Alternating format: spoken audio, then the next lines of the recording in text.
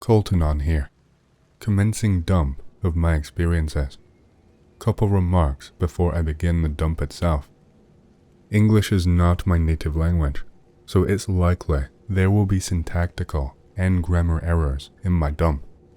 Second, those of you who are familiar with the Karn Evil cult story might notice some similarities with what I'm about to post, but you will soon see that something much more insidious was going on here. Third, for those of you wondering, no, the cult is not going to come after me for posting this. Like I have mentioned above, it's either gone extremely deeply underground, or it might not exist in its current form anymore. Some members were familiar with X, but I don't think they're in a position or want to lurk in random threads here. Okay, on to the background and how I got recruited. Also, I've decided I'm not going to use a trip because I cannot be bothered. Be me. 20-year-old guy from EE. Have a fairly broad set of interests in a bunch of different topics since youth. History, philosophy, etc. One thing I've always liked very much is the occult.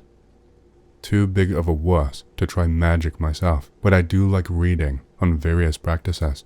Also love conspiracies and stuff, mainly because of X-Files. At some point, decide to join a forum dedicated to esotericism and the like. Post a bit, try to learn a bit more, and also stunt on others with my knowledge. My knowledge does not go much further than Wikipedia, but whatever. One day, receive a message from a recently created user account, written in a very formal and polite style. Sender tells me that he's got some form of hidden club/study group, and thinks that I might be a good fit. Realize this is my chance to get into the global conspiracy. Send an enthusiastic reply. Guy tells me the group meets on an IRC server. Sends me a link to the client. Join, thinking I'm going to get a cutie esotericist GF, plus the knowledge to blow stuff up with my mind. This would later prove to be the start of one of the weirdest experiences of my life. Install and boot up the client. Connect to the server the guy indicated. Enter. Guy kind of debriefs me and tells me all of the rules. Unfailingly polite during this entire time. Rules are nothing too special. Don't fight, don't dox, don't post high-risk files, .exes, .pdfs, etc. Tell the guy I've read through all the rules. He says, welcome to the server. Do a little meet and greet with a bunch of misfits gathered there.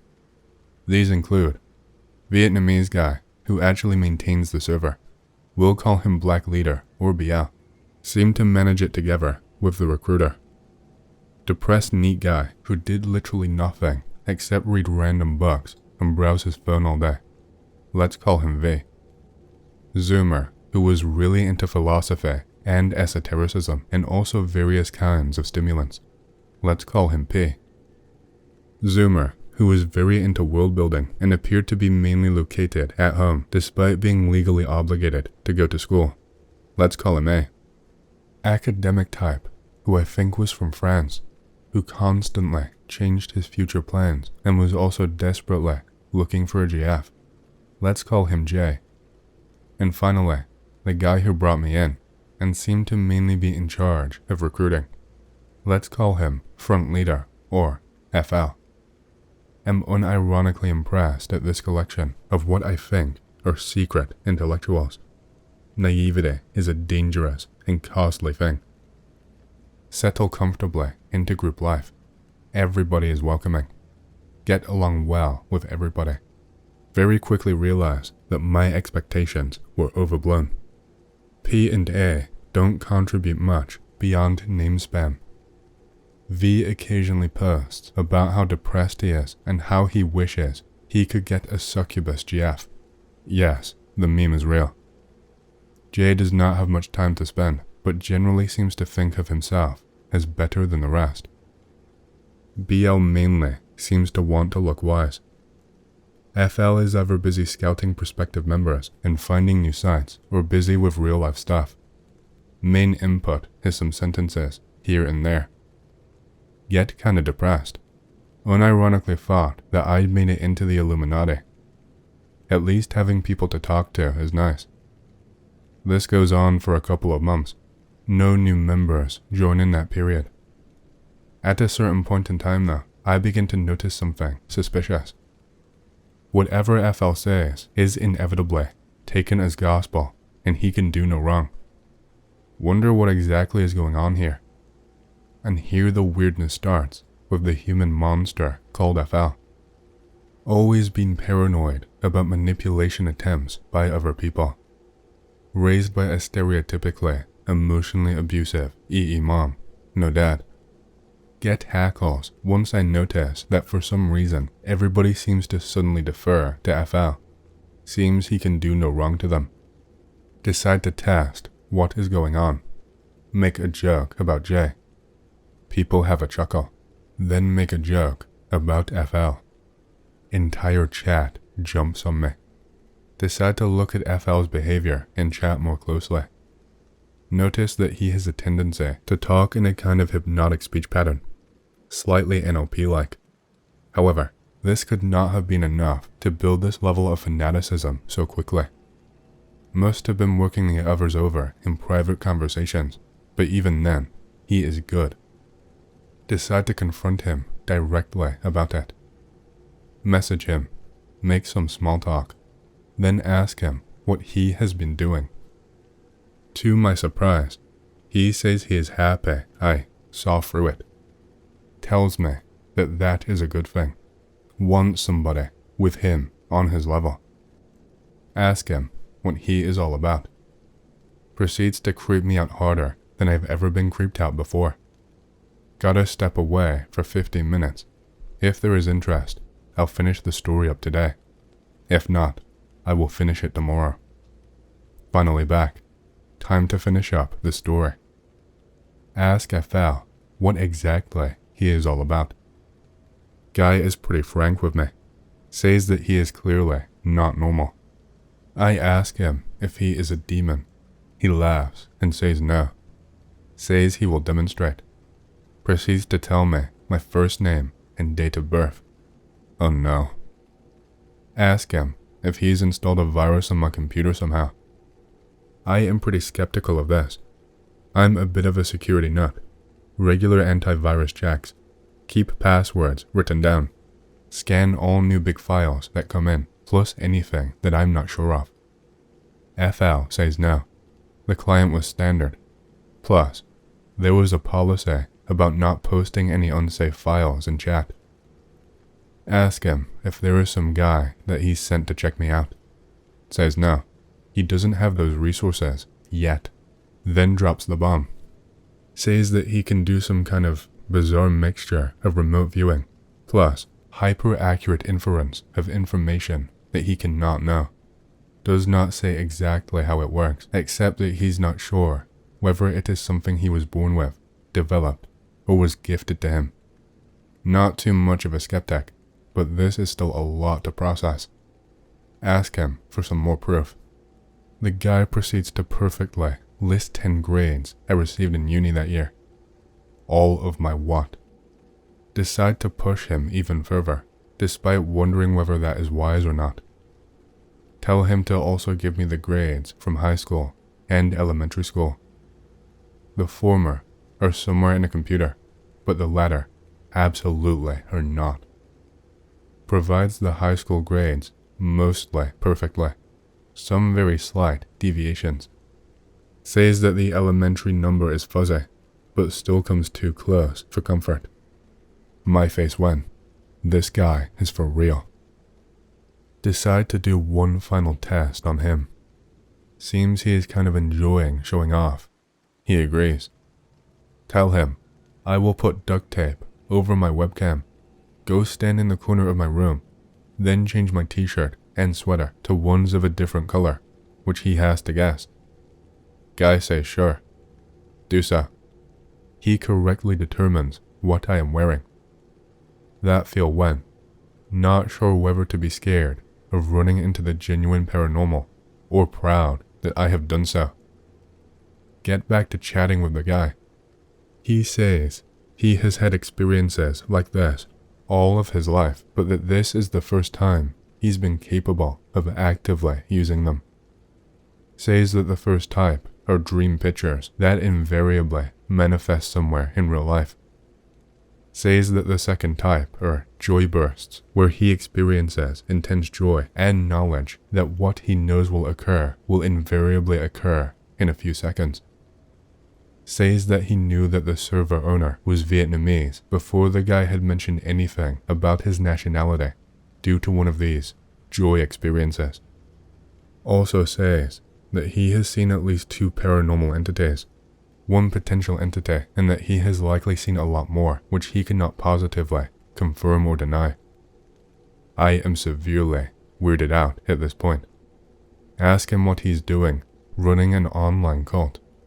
Guy says that he is not sure what exactly is going on with him, but that there is likely people who know, and he needs other people to pay them with. Ask him what he means by this. Says that bodies are always useful. My face went. Realize I've run into some kind of human sacrifice scam run by a legit psychic. Ask him which kind of groups he is talking about. Says that he will say, but that he has already talked to some potential backers. Also mentions that my intuition tells me that there's also a kind of backer that may be behind what I can do. Tells me he did not even particularly brainwash the rest of the group, was just nice to a bunch of outcasts, and they willingly began doing what he said. Said some line about, the main thing is that you just have to get people to walk behind you without looking where they are really going. Have had just about enough of this. Also don't want him doing whatever it is that allows him access to information about me. Tell him to just shut it. Disband his scheme, and that I am out. To my surprise, he agrees. Asks me to keep quiet, but says that he has enough people gathered already. Half-heartedly tell him goodbye. He says, take care. Oh, and watch where you step. Log out. Leave chat. Cut the internet. Scan the IRC client, and then my whole computer. No virus is found. That feel when he was legit. Delete everything. Nuke my forum account. Next day, slip on some ice. Badly sprain my ankle. My face when he was right again. And that concludes my story. I still can't believe any of this actually happened, but it did, and there is no other way that I can explain what this guy was doing. He wasn't cold reading. He was not using a keylogger. He was not a hacker. He just did what he did. My one regret is not telling at least one member of his project about this. I have not been able to find a single trace of the group's activities since then. So all I can do is hope that they are alive and free from FL's influence. At a cabin trip with GF, Hannah, friend of mine, Fred, and his GF, Ingrid, during the summer holiday. It's about an hour walk from GF's hometown, so not completely in the wilderness, but it's still away from civilization, and it has shit mobile reception. There is an area with pastures and cabins, and a massive wood of evergreens that I guess is part of the taiga belt. The area is used as summer pastures for sheep, and at times cows, so they hang around there. First evening, we just sit on the porch, when suddenly, a group of 12 or something sheep and lambs just run like all hell past the cabin. There are no predators in the area besides foxes, so it was a bit weird, but sheep are stupid and easily spooked, so we don't really think much about it. That night, I drank one too many beers, so I have to get up and take a piss at around 3 a.m. This is in Norway, so it never really gets dark during the summer. Pissing when I hear a really messed up sound. It sounded almost like a wolf howl, but also like someone getting their nails pulled out with pliers far, far away, and it sounded like it came from a densely wooded area that starts about 300 meters from the cabin.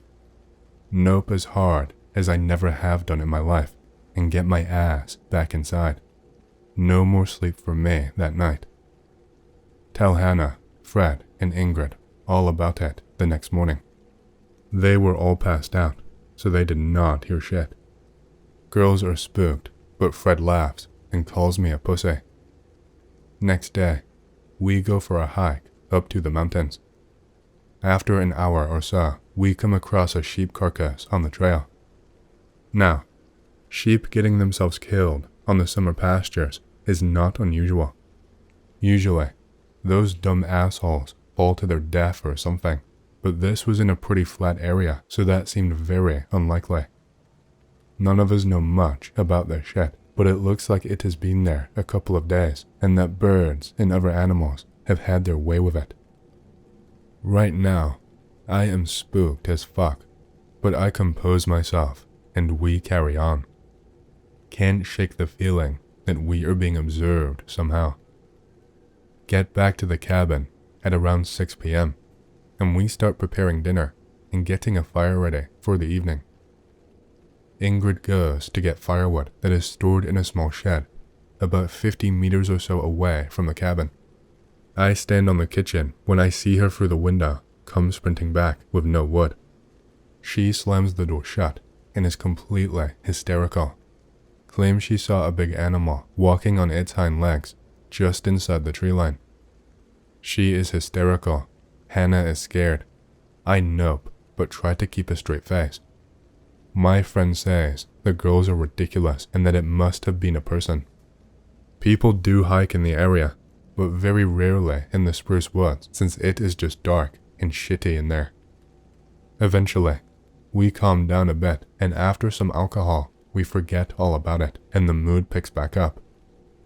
We sit there when the howl/scream comes again. Difference is that everyone hears it this time. We collectively nope the fuck out, collect our shit, and get our asses inside. Now, there are wolves in Norway, but not in the area. Once a decade or so, a stray can wander here, but it is super rare, and they usually get shot/tranked pretty fast. Inside, both girls are scared to death. Me and Fred try to act tough, but we are both scared shitless too. Wolves are one thing, but something about this just felt wrong. We spend most of the evening looking out the windows and all agree that no one goes outside alone and that we should all sleep in the same bedroom, so we bring mattresses to the floor so me and my friends can sleep while the girls take the bed. I don't know about the others, but after what seems like an eternity, I fall asleep. Suddenly, at the middle of the night, I wake up to a loud fucking bang on the outside wall. Both of the girls scream their lungs out, and suddenly, Ingrid, who is next to the window, eyes widen and she turns as white as a sheet and starts hyperventilating. We just sit there and look at her, but suddenly, Hannah yells at me and tells me to call for help. Despite the shit signal up there, I luckily get 1 bar of signal, but really have no fucking clue who to call, really. The fucking cops? Suddenly remember that both of my GF's brothers, Roger and Eirik, hunt, and they both have ATVs. I call one of them. It's in the middle of the night, but luckily, he picks up the phone.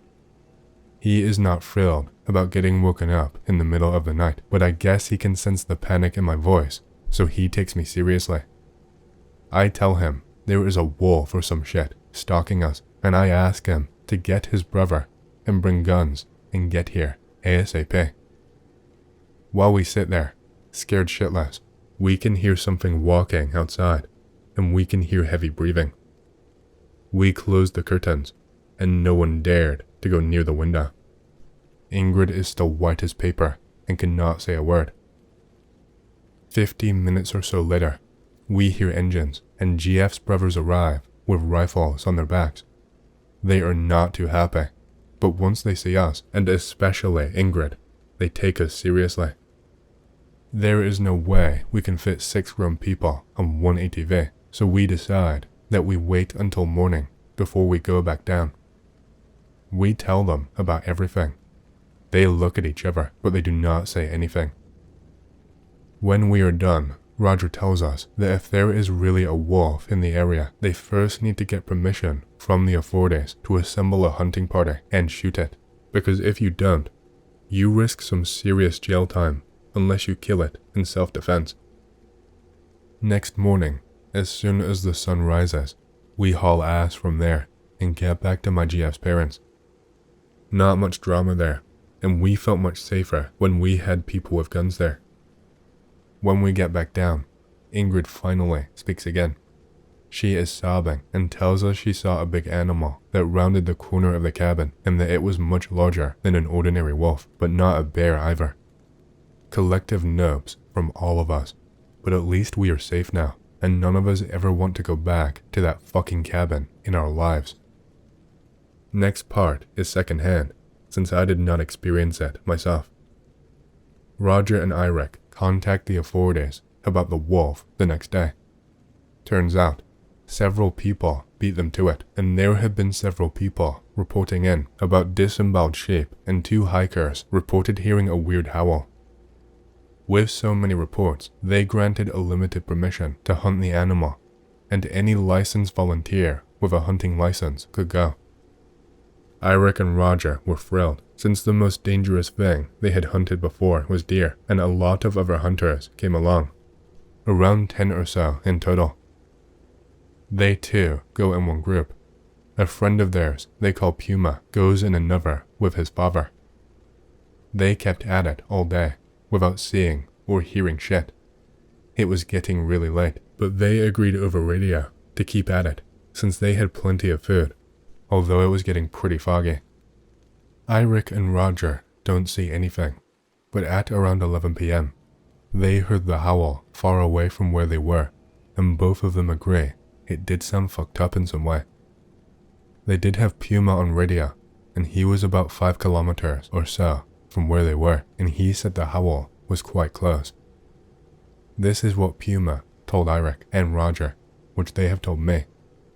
He never talks about it unless he drinks, and they say he usually tears up, and he has not been the same since. So this is secondhand of secondhand. Puma and his father were walking in those spruce woods next to the cabin when they heard the howl. He said it had to be less than 1 kilometer away, and his blood froze to ice, because it was no fucking way that was a wolf, he claimed. He shoulders his rifle and looks through the scope. He says he thinks he saw something walking on 2 legs, but he cannot be sure since he does not have a clear line of sight.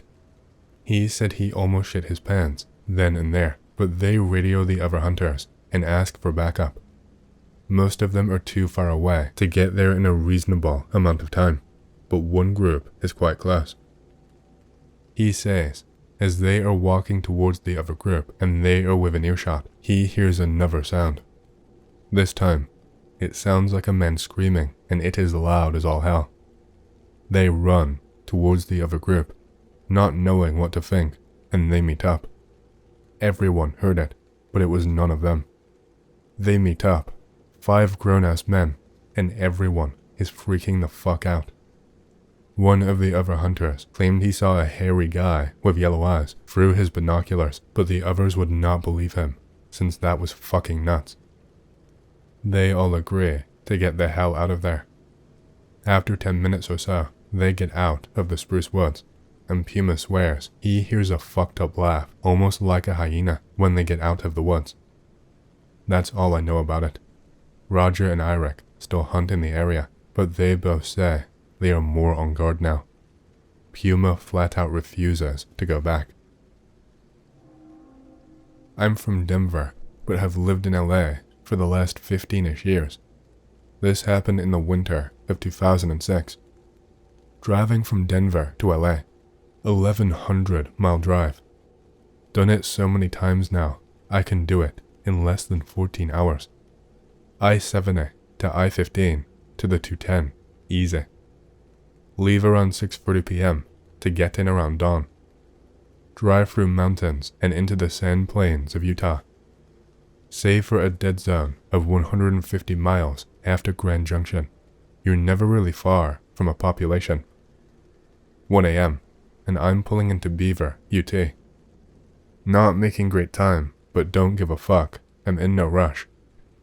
Beaver is a tiny town in the middle of nowhere, but it's also a traveler/trucker pit stop. No one is surprised to see you out in the middle of the night. No one is surprised you're not from around here. More gas stations than houses. Pull up to the pump and top off the tank. Striding to the convenience store to grab a Coke and throw a piss. See a group of 5 or 6 guys, 35 to 50 years old, standing around their trucks, shooting the shit. Give a manly nod for a hey, and receive some in return. Walking back to my car, Coke in hand, notice group is gone. Whatever. Pop the trunk to pull out my backpack and pop some Advil. Hey man. Lift my head up. Closing the trunk, see 2 guys from that group moseying up to me from the far gas pump about 50 feet away. Hey. Hey, yeah man. You mind giving me and my pal a lift? Already have 1 leg in the car. Yeah, I do. As I start the car, the engine drowns out his. What the fuck's your problem? Put car into drive and about to hit the gas. Other guy chimes in. Yeah, James. What's your fucking problem? That is my name. How the fuck do they know my name? Don't care to ask, and I start to take off. Scratch. Instinctively hit the brakes at one of the assholes fucking up my car.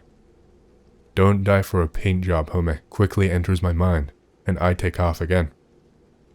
Heading to the exit/road. I'm too busy looking in my rear view at the 2 guys behind me getting in a car that came from behind the gas station.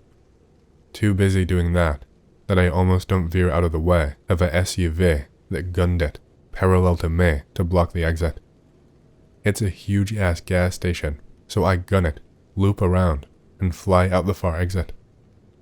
Highway is a football field away, and I'm hauling to the on-ramp. Slam on brakes to avoid turning myself and car into a convertible at semi exiting the highway. That split second, and all the reversing, speed advantage I had is gone, and there is 2 vehicles flying up on my stopped ass. Take the chance at falling into the ditch and gun it inches from the semi's trailer to get onto the on-ramp.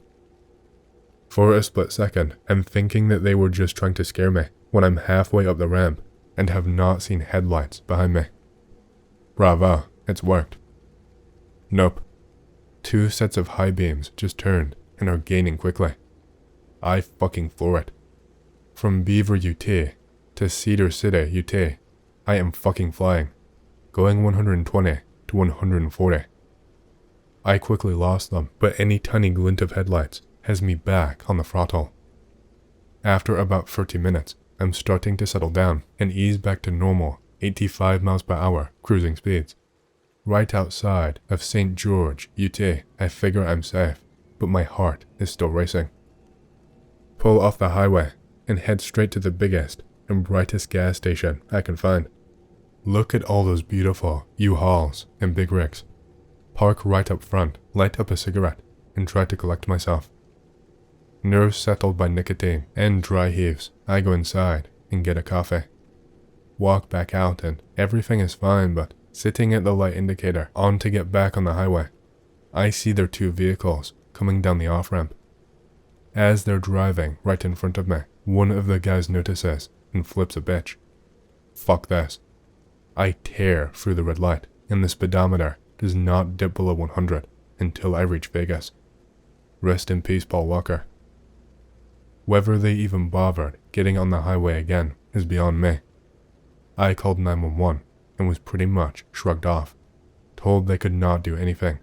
Which yeah, makes sense. It's not like I was going to hang back and get their plate numbers. Figure the guy behind the counter gave them my info, since even though I paid at the pump, my info gets funneled to the register. No idea if they had more nefarious plans for me, other than scaring the shit out of me, but job well done. It was years before I made that drive in the middle of the night again. Also made me switch from having a knife and baton under my driver's seat to carrying a gun.